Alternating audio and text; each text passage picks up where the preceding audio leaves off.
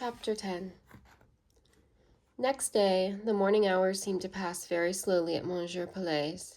I wanted the afternoon to come that I might go again to the neighboring boarding school and give my first lesson within its pleasant precincts, for pleasant they appeared to me. At noon, the hour of recreation arrived. At 1 o'clock, we had lunch. This caught on the time, and at last, St. Gudul's deep bell, tolling slowly too, marked the moment for which I had been waiting. At the foot of the narrow back stairs that descended from my room, I met Monsieur Palais. "How radiant you look," he said. "I have never seen you so cheerful. What has happened?" "Apparently I like change," replied I. "Ah, I understand. That's it. Be sensible. You are very young, too young for the role you're about to play. You must be careful. Do you understand?" "But what danger is there?" "I have no idea. Just don't give in to intense emotions. That's all." I laughed. A sentiment of exquisite pleasure played over my nerves at the thought of intense emotions that were likely to be created. It was the deadness, the sameness of life's daily ongoings that had hitherto been my bane. My blouse-clad students in the boys' seminary never stirred in me any intense emotions, except it might be occasionally some of anger. I broke from Monsieur Palais, and as I strode down the passage, he followed me with one of his laughs, a very French, rakish, mocking sound. Again, I stood at the neighboring door and soon was readmitted into the cheerful passage with its clear dove-color imitation marble walls. I followed the portress and, descending a step and making a turn, I found myself in a sort of corridor. A side door opened. Mademoiselle Reuter's little figure, as graceful as it was plump, appeared. I could now see her dress in full daylight. A neat, simple muslin wool gown fitted her compact, round shape to perfection. Delicate little collars of manchettes of lace, trim Parisian brodequins showed her neck, wrists, and feet to complete advantage. But how grave was her face as she came suddenly upon me. Solicitude and business were in her eye. On her forehead, she looked almost stern. She said, "Bonjour, monsieur," and was quite polite, but so orderly, so commonplace, it spread directly a cool, damp towel over my intense emotions. The servant turned back when her mistress appeared, and I walked slowly along the corridor, side by side with Mademoiselle Reuter.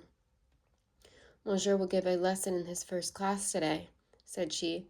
"Dictation or reading will perhaps be the best thing to begin with, for those are the easiest forms of communicating instruction in a foreign language, and, at the first, a master naturally feels a little unsettled." She was quite right. As I had found from experience, it only remained for me to acquiesce. We proceeded now in silence. The corridor terminated in a hall, large, lofty, and square. A glass door on one side stood within a long, narrow refectory, the tables, an armoire, and 2 lamps. It was empty. Large glass doors in front opened on the playground and garden. A broad staircase ascended spirally on the opposite side, and the remaining wall showed a pair of great folding doors, now closed, and admitting, doubtless, to the classes. Mademoiselle Reuter turned her eye laterally on me to ascertain probably whether I was collected enough to be ushered into her sanctum sanctorum. I suppose she judged me to be in an intolerable state of self-government, for she opened the door, and I followed her through. A rustling sound of uprising greeted our entrance. Without looking to the right or left, I walked straight up the lane between 2 sets of benches and desks, and took possession of the empty chair and isolated desk raised on the estrade of 1 step high, so as to command one division, the other division being under the surveillance of a teacher similarly elevated. At the back of the estrade and attached to a movable partition, dividing the schoolroom from another beyond, was a large tableau of wood, painted black and varnished. A thick crayon of white chalk lay on my desk for the convenience of elucidating any grammatical or verbal obscurity which might occur in my lessons by writing it upon the tableau. A wet sponge appeared beside the chalk to enable me to efface the marks when they had served the purpose intended. I carefully and deliberately made these observations before allowing myself to take one glance at the benches before me. Having handled the crayon, looking back at the tableau, fingered the sponge in order to ascertain that it was in a right state of moisture, I found myself cool enough to admit of looking calmly up and gazing deliberately around me. At first, I observed that Mademoiselle Bruder had already glided away. She was nowhere visible. A teacher, the one who occupied the corresponding estrade to my own, alone remained to keep guard over me. She was a little in the shade, and, with my short sight, I could only see that she was of a thin, bony figure and rather tallowy complexion, and that her attitude as she sat partook equally of listlessness and affectation. More obvious, more prominent, shone by the full light of the large windows were the occupants of the benches just before me, of whom some were girls of 14, 15, 16, some young women from 18, as it appeared to me, up to 20. The most modest attire, the simplest fashion of wearing the hair, were apparent in all, and good features, ruddy, blooming complexions, large and brilliant eyes, forms full even to solidity, seemed to abound. I did not bear the first view like a stoic. I was dazzled. My eyes fell, and in a voice somewhat too low I murmured, "Take out your dictation notebooks, young ladies." Not so had I bid the boys at Palais to take their reading books. A rustle followed, and an opening of desks. Behind the lifted lids, which momentarily screened the heads bent down to search for exercise books, I heard tittering and whispers. "Eulalie, I'm ready to swoon with laughter," observed one. How he blushed as he spoke. "Yes, he's a real greenhorn." "Be quiet, he's listening to us." And now the lids sank and the heads appeared. I had marked 3, the whispers, and I did not scruple to take a very steady look at them as they emerged from their temporary eclipse. It is astonishing what ease and courage their little phrases of flippancy had given me. The idea by which I had been awed was that the youthful beings before me, with their dark, nun-like robes and softly braided hair, were a kind of half-angels. The light titter, the giddy whisper, had already in some measure relieved my mind of that fond and oppressive fancy. The 3 I had alluded to were just in front, within a half-yard of my estrade, and were among the most womanly-looking present. Their names I knew afterwards, and may as well mention now. They were Eulalie, Hortense, Caroline. Eulalie was tall and very finely shaped. She was fair, and her features were those of a low country Madonna. Many a figure of the Virgin have I seen in Dutch pictures exactly resembling hers. There were no angles in her shape or in her face. All was curve and roundness. Neither thought, sentiment, nor passion disturbed by line or flush the equality of her pale, clear skin. Her noble bust heaved with her regular breathing. Her eyes moved a little. By these evidences of life alone could I have distinguished her from some large, handsome figure molded in wax. Hortense was of a middle size and stout. Her form was ungraceful, her face striking, more alive and brilliant than Eulalie's. Her hair was dark brown, her complexion richly colored. There were frolic and mischief in her eye. Consistency and good sense she might possess, but none of her features betokened those qualities. Caroline was little, though evidently full-grown. Raven black hair, very dark eyes, absolutely regular features with a colorless olive complexion, clear as to the face and sallow about the neck, formed in her that assemblage of points whose union many persons regard as the perfection of beauty. How, with the tintless pallor of her skin and the classic straightness of her lineaments, she managed to look sensual, I don't know. I think her lips and eyes contrived the affair between them, and the result left no uncertainty on the beholder's mind. She was sensual now, and in 10 years' time she would be coarse. Promise plain was written in her face for much future folly. If I looked at these girls with a little scruple, they looked at me with still less. Eulalie raised her unmoved eye to mine, and seemed to expect passively, but securely, an impromptu tribute to her majestic charms. Hortense regarded me boldly and giggled at the same time, while she said, with an air of impudent freedom, Dictate something easy to start with, sir. Caroline shook her loose ringlets of abundant but somewhat coarse hair over her rolling black eyes, parting her lips as full as those of a hot-blooded maroon. She showed her well-set teeth sparkling between them, and treated me at the same time to a smile in this way. Beautiful as Pauline Borghese, she looked in that moment scarcely purer than Lucrece de Borgia. Caroline was of a noble family. I heard her lady mother's character afterwards, and then I ceased to wonder at the precocious accomplishments of the daughter.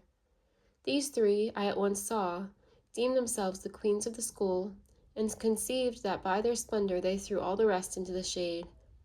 In less than 5 minutes they had thus revealed to me their characters, and in less than 5 minutes I had buckled on a breastplate of steely indifference, and let down a visor of impassible austerity. "Take your pens and commence writing," said I, in as dry and trite a voice as if I had been addressing only Jules van der Kelkov and Co. The dictée now commenced. My 3 bells interrupted me perpetually with silly little questions and uncalled-for remarks, to some of which I made no answers, and to others replied very quietly and briefly. "How do you say semicolon in English, monsieur?" "Semicolon, mademoiselle." "Semicolon? Ah, that's so funny. I have a bad pen. It's impossible to write." "But, monsieur, I can't keep up. You're going too fast." I didn't understand a thing. Here a general murmur arose, and the teacher, opening her lips for the first time, ejaculated, "Silence, mademoiselles." No silence followed. On the contrary, the 3 ladies in front began to talk more loudly. English is difficult. I hate dictation. What a bore to write something you don't understand.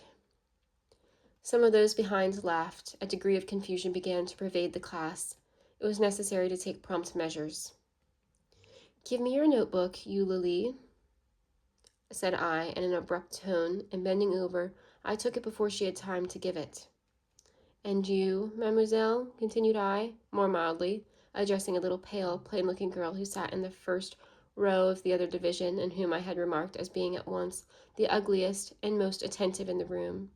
She rose up and walked over to me, and delivered her book with a grave, modest curtsy.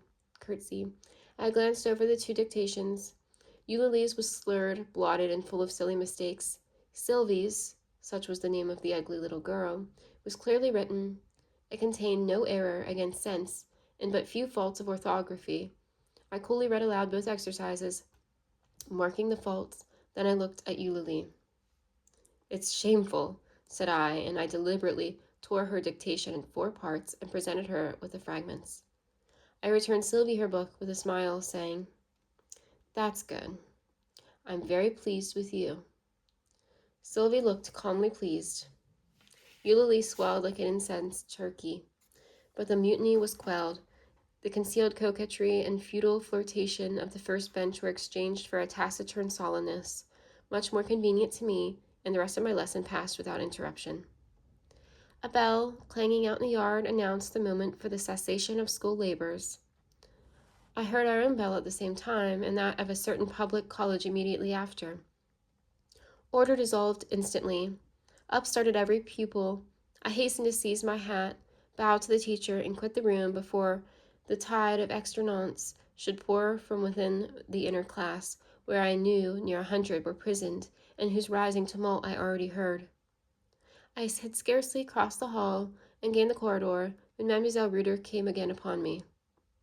"Step in here a moment," said she, and she held open the door of the side room from whence she had issued on my arrival. It was a salle à manger, as appeared from the buffet and the armoire vertie, filled with glass and china, which formed part of its furniture. Ere she had closed the door on me and herself, the corridor was already filled with day pupils, tearing down their cloaks, bonnets, and kabbas from the wooden pegs on which they were suspended. The shrill voice of the teacher was heard at intervals, vainly endeavoring to enforce some sort of order. Vainly, I say.